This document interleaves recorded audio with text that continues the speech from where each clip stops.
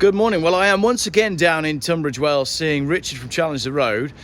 I just picked this car up and the road's a bit noisy, but I'll jump in the car and explain why I've bought this one, and then I'll show you the car. It might be the worst one I've ever bought, but you might not think so. You might think so.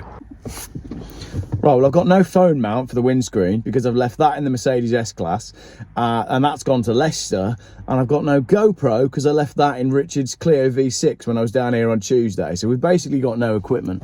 But as you know, I will buy basically any Volvo 850 because I just love them, and I love the diesel ones. This is an 850 diesel, so it's the 2.5 litre Volkswagen engine with some Volvo tweaks. Automatic gearbox, so it'll do 40 odd miles to the gallon, and it was very cheap. The chap had it listed on Facebook Marketplace for just £850. Now, it's not perfect, but it's got an MOT. It's done 201,537 miles, but it's been like that since 2022 because the clocks have stopped. So it's a 200,000 miler plus, we don't know.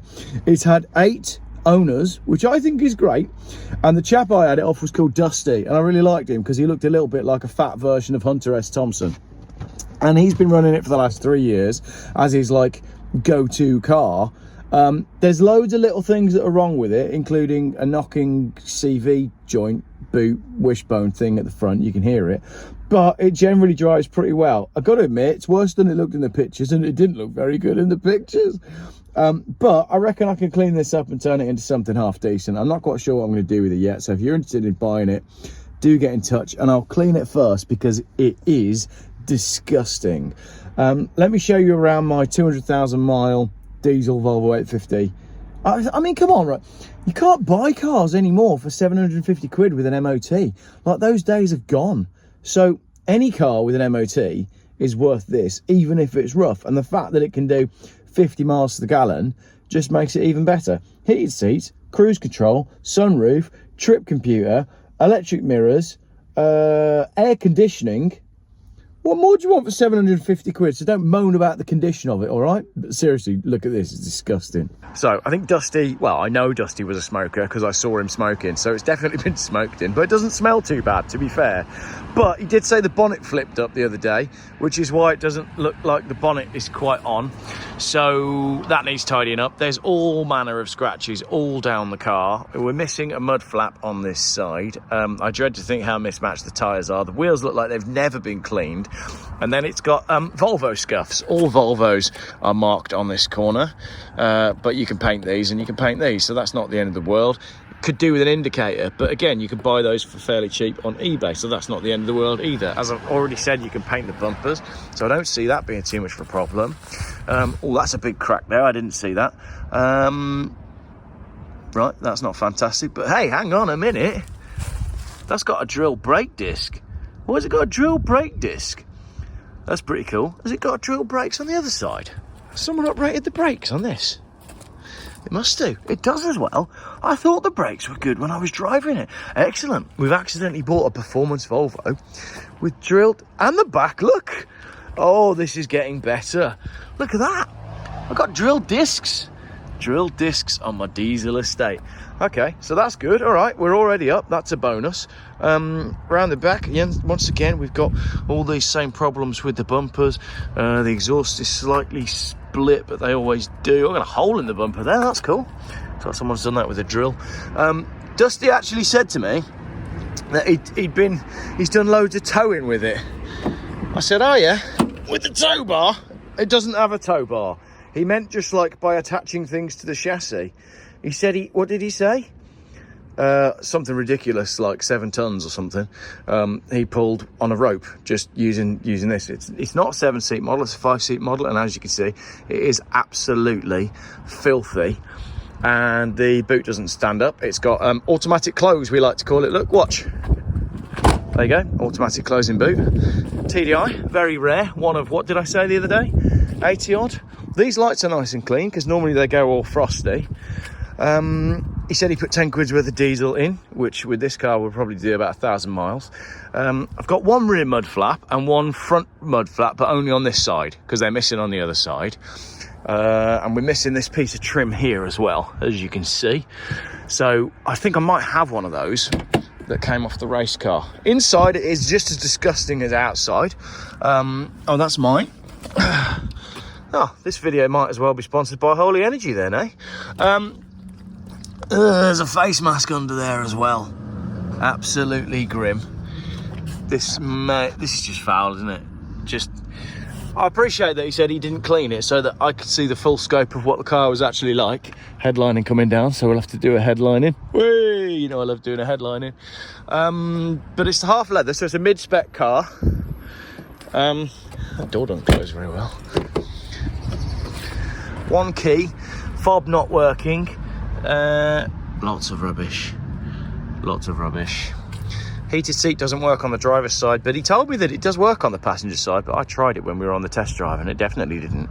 And the classic Volvo 850 glove box problem, as you can see, nice and secure.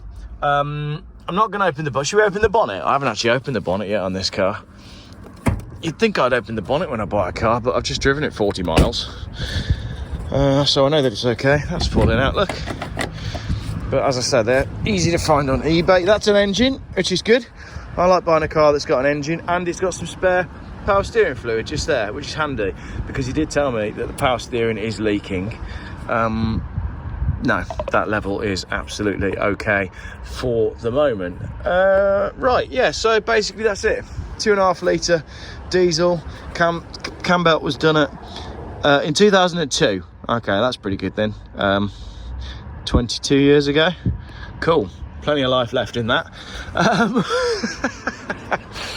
Yeah, I don't know. It's rough, isn't it? It's rough as, but it's got some good bits on it and it's basically worth the sum of its parts. So I'm happy enough at the money that I've paid. Let me know what you think in the comments. I'm going to get this cleaned up properly and then I'll show you again once it's been cleaned and we'll see if we can make something. I'm going to call it Dusty. We'll call it Dusty because I bought it from a man called Dusty. That's his nickname anyway. So we'll see what we can do to clean up Dusty. Right, any minute now, Richard from Challenger Road is going to arrive and I can get my GoPro back.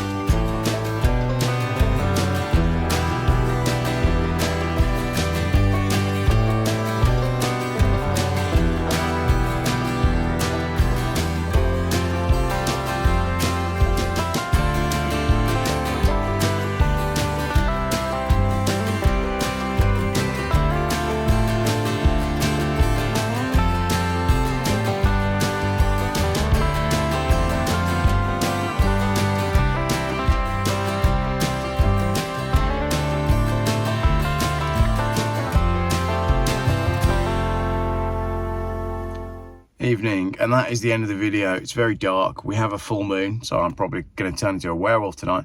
But 48 miles to the gallon I got on the way home. But can I just say, it took me an hour longer than it should have done to get back just because of traffic. Driving in the UK is no fun anymore. But the car seems okay. Everything seems fine. This radio is absolutely awful, but it works.